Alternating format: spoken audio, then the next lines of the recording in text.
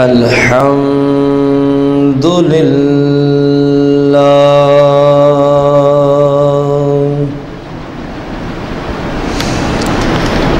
الحمد لله الكثير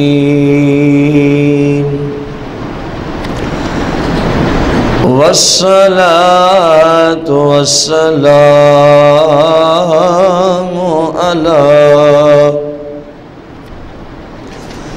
على السميع البصير وعلى آله وأصحابه وأزواجه وعلماء أهل سنة أجمعين أما بعد فأعوذ بالله من الشيطان الرجيم بسم الله الرحمن الرحيم قال الله تبارك وتعالى في القرآن المجيد والفرقان الحميد الذين يأكلون الربا لا يقومون إلا كما يقوم الذي يتخبطه الشيطان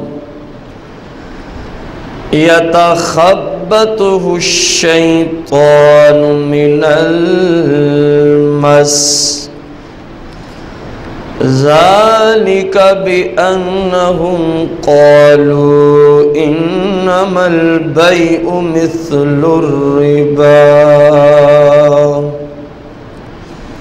وأحل الله البيع وحرم الربا آمنت بالله صدق الله العظيم وصدق رسوله النبي الكريم إن الله وملائكته يصلون على النبي يا أيها الذين آمنوا صلوا عليه وسلموا تسليما الصلاة والسلام عليك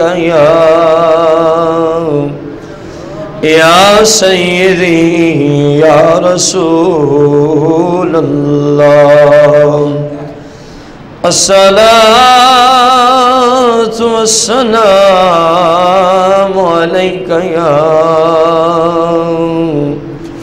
يا سيدي يا حبيب الله الصلاة والسلام عليك يا سيدي يا شفيع المذنبين الصلاة والسلام عليك يا سيدي يا رحمة للعالمين مولاي صل وسلم دائما أبدا على حبيبك خير الخلق كلهم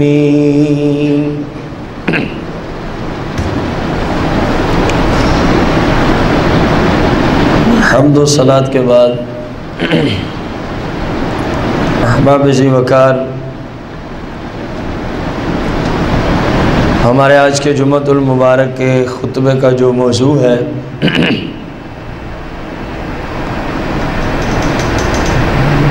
قرآن و حدیث کی روشنی میں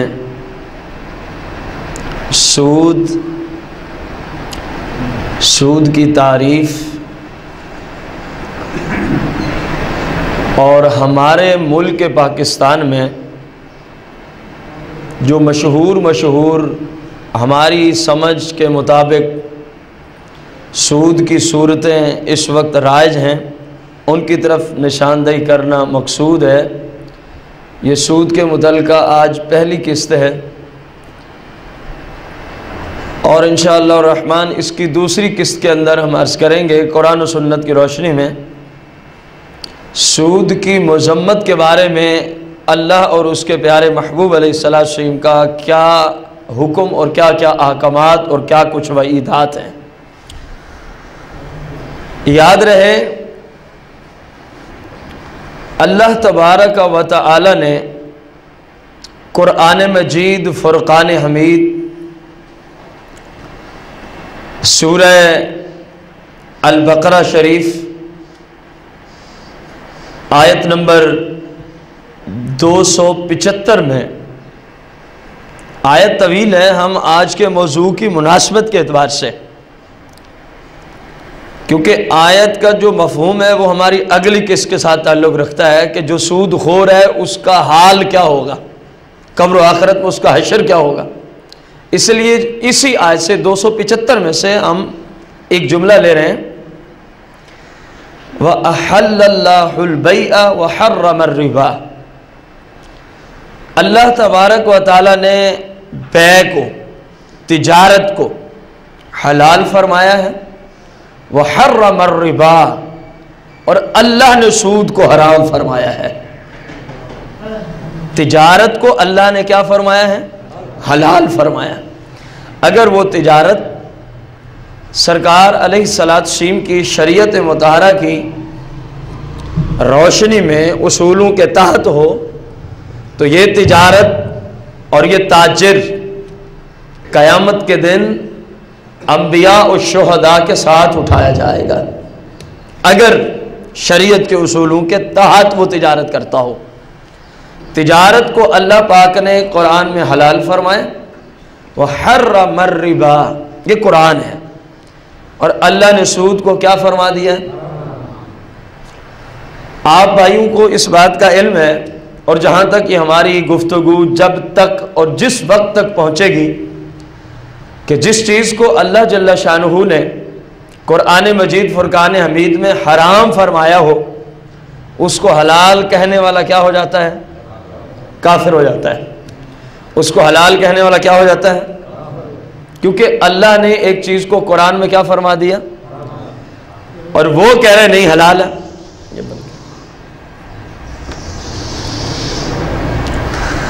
اب غور کرنے والی بات ہے، اللہ ایک چیز کو حلال فرمائے اور اللہ کے بندوں میں سے کوئی بندہ جس کی ظاہری شکل و صورت بندوں جیسی ہے، جو یہ کام کر رہا ہے وہ بندہ ہے نہیں، لیکن ظاہری طور پہ انسانوں جیسا ہی ہے، ویسے تو وہ درندوں سے بھی بدتر ہے، جو کہے کہ سود حلال ہے، جو کہے سود، تو سود حرام قطعی ہے، اس کا منکر کافر ہے۔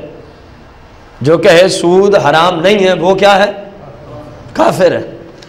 البتہ جو سود کو حرام سمجھ کر، سود کو سمجھتا ہے کہ یار اسلام میں ہے حرام، لیکن وہ کہتا ہے کیا کریں ہم ہیں ہی حرام خور، وہ اپنے آپ کو کہتا ہے ہم کیا کریں ہم ہیں ہی، ہم کھاتے ہی حرام ہیں، اس لیے میں سود کا کام کر رہا ہوں۔ تو جو حرام سمجھ کے سود کا کام کرے وہ کافر نہیں ہوتا، وہ کافر، البتہ وہ مرتکب اشد ترین کبیرہ گناہ، فاسق و فاجر، مردود الشہادہ، اسلام کی روشنی میں ایسے شخص کی گواہی قاضی کی عدالت میں قبول نہیں ہو سکتی۔ قاضی ایسے بے ایمان کی گواہی کو رد کر دے گا جو سود خور ہو۔ اسی طرح جتنے بھی گناہ ہوتے ہیں ظاہر طور پہ، اعلانیہ طور پہ جو بندہ گناہ کرتا ہو، اسلام کی روشنی میں عدالت کے اندر وہ شخص گواہی دینے کے قابل نہیں ہوتا۔ جس طرح کے سود کے گناہ کو کرنے والا اسلام کی روشنی میں قاضی کی عدالت میں جا کے گواہی دینے کے قابل، ہم اسلام کی بات کر رہے ہیں۔ آپ کہیں گے یہاں تو شرابی، سود خور، رشوت خور، چور، ڈاکو، زانی، سارے بدماش اکٹھے ہوتے ہیں گواہی دینے میں۔ تو بھائی ہم اسلامی عدالت کی بات کر رہے ہیں۔ ہماری عدالتوں میں تقریباً کوئی 95% سے بھی زیادہ جو لا ہیں وہ یہودیت کے دیے ہوئے ہیں، وہ قرآن و سنت کے خلاف ہیں، وہ قرآن و سنت کے۔ اس وجہ سے ہمیں اپنی عدالتوں میں یہ چیزیں نظر آتی ہیں جو قرآن کے بھی خلاف ہیں اور سرکار علیہ السلام کی احادیث کے بھی خلاف ہیں۔ تو ہم نے بات کی سود خور کی، قاضی اسلام گواہی کو قبول، کیونکہ یہ فاسق ہے اور ہر فاسق کی اسلام کی روشنی میں گواہی مردود ہے، ہر فاسق کی اسلام کی روشنی میں گواہی مردود ہے۔ اب سود کی تعریف کیا ہے؟ سود کی تعریف کیا ہے؟ عقد معاوضہ میں جب کوئی دو احباب آپس میں کوئی عقد کرتے ہیں، کوئی لین دین کرتے ہیں، جب دونوں طرف سے مال ہو، دونوں طرف سے کیا ہو؟ ایسا عقد معاوضہ جس میں دونوں طرف سے کیا ہو؟ مال ہو، اور اس کے اندر ایک طرف سے زیادتی پائی جاتی ہو، ایک طرف سے کیا پائی جاتی ہو؟ زیادتی پائی جاتی ہو، اور یہ جو زیادتی ہے، یہ جو زیادتی ایک طرف سے زائد دی جا رہی ہے وہ چیز، یہ جو زیادتی ہے یہ کس چیز کے عوضے میں ہے اس چیز کا کوئی پتہ نہیں ہے، اس چیز کا کوئی، بس زیادتی ہے اس کا پتہ ہے، کیونکہ کوئی بھی چیز زیادہ کوئی کسی کو دیتا ہے تو کسی عوضے کے بدلے میں ہوتی ہے۔ اب جو بغیر عوضے کے زیادتی ہے ایسے عقد میں جس میں جانبین سے مال ہو اور ایک طرف سے زیادتی ہو بغیر کسی عوضہ کے، بغیر کسی، اسلام میں اسی کو سود کہتے ہیں، اسلام میں اسی کو، مثالوں سے آپ کو انشاءاللہ مسئلہ یہ جو تعریف کیے سمجھ آ جائے گی۔ مثال کے طور پر دو احباب ہیں، ہم نام کوئی بھی فرض نہیں کرتے، جو بھی لیں گے کائنات میں کسی کا تو وہ نہیں، اور یہ معاملہ ہے سود کا، وہ کہے گا جب کہیں سنے گا پتہ نہیں میرا ہی نام لے کے کہہ دیا۔ کوئی دو فرد ہیں مسلمان ہیں، کون؟ کیونکہ اسلامی احکامات مسلمانوں سے ہی تعلق رکھتے ہیں۔ ایک مسلمان نے ایک شخص سے 10,000 روپے لیے، کتنے لیے؟ اب دیکھیں یہ ایک عقد ہو رہا ہے، یہ کیا ہو رہا ہے؟ ایک عقد ہو رہا ہے، لین دین ہو رہا ہے، ایک طرف سے 10,000 ہے، جبکہ وہ کہہ رہا ہے جب تو 2 ماہ کے بعد اس کو واپس کرے گا تو میں تجھ سے 14,000 روپے واپسی لوں گا۔ کتنے واپسی لوں گا؟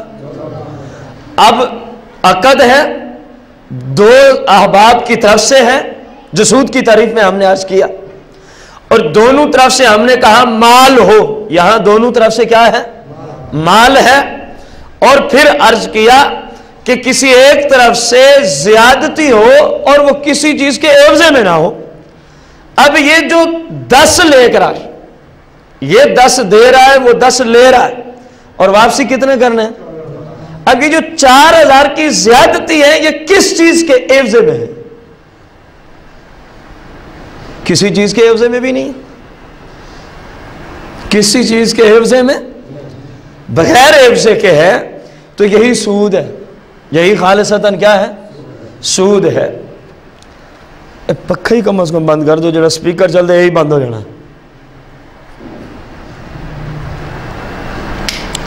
تو اس کو کیا کہیں گے؟ سود کہیں گے۔ اب آپ کو سمجھ آ گئی؟ ایسا عقد دو طرف سے ہو رہا اور دونوں طرف سے مال ہو، دونوں طرف سے کیا ہو؟ مال ہو، اور ایک جانب سے زیادتی ہو، ایک جانب سے کیا ہو؟ اور وہ کسی چیز کے عوضے میں نہ ہو، تو فَهُوَ رِبَا، اسی کو سود کہتے ہیں، اسی کو کیا کہتے ہیں؟ سود کہتے ہیں۔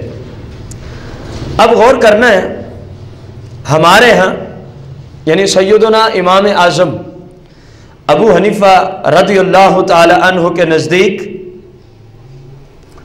سود کے متحقق ہونے کے لیے یہ بات ضروری ہے، یہ بات نمبر 1، جو چیز لی ہے جب واپس کرے تو اسی کی جنس سے واپس کرے، جو چیز لی ہے جب واپس کرے تو اسی کی جنس سے واپس کرے۔ جس طرح میں نے پیسے کی مثال آپ کے سامنے رکھی، اب یہ پیسے ہی دے رہا ہے اور جس نے واپس کرنا ہے اس نے بھی کیا واپسی دینے ہیں، تو جنس ایک ہوئی کہ نہ ہوئی؟ جنس ایک ہو، جنس کیا ہو؟ نمبر 2، وہ جو چیز دی جا رہی ہے جس کے بارے میں ہم نے کہا جنس ایک ہو، وہ چیز شریعت کی روشنی میں، کس روشنی میں؟ یا وہ کیلی ہو یا موزونی ہو۔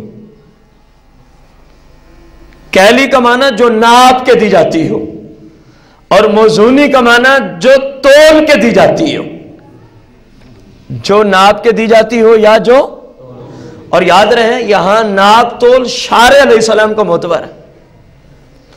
جس چیز کو سرکار علیہ الصلوۃ والتسلیم نے اپنے زمانہ مقدس میں کیلی فرما دیا، وہ قیامت کے دن تک کیلی ہی رہے گی، بھلے لوگ اس کو موزونی بنا ڈالیں۔ جس جنس کے متعلقہ سرکار علیہ السلام نے فرما دیا کہ یہ کیلی ہے تو وہ کیا رہے گی؟ کیلی ہی رہے گی، کچھ ہو جائے، بھلے لوگوں نے اسی چیز کو وزن کر کے دینا شروع کر دیا ہو، لیکن شارع علیہ السلام نے اس کو ناپ کے دینے کے بارے میں فرما دیا تو لوگوں کا اعتبار نہیں بلکہ اعتبار وہی ہے کہ یہ کیلی ہی ہے۔ اسی طرح جس چیز کو شارع علیہ السلام نے موزونی یعنی وزن کر کے دینے والا قرار دے دیا ہے، وزن کر کے دینے والا قرار، قیامت تک وہ چیز وزن کر کے دینے والی ہی قرار دی جائے گی، اگرچہ لوگ اس کو ناپ کے دینا ہی شروع کر لیں۔ اور جس چیز کے بارے میں اسلام نے نہ کیلی ہونے کی وضاحت فرمائی ہے، نہ موزونی ہونے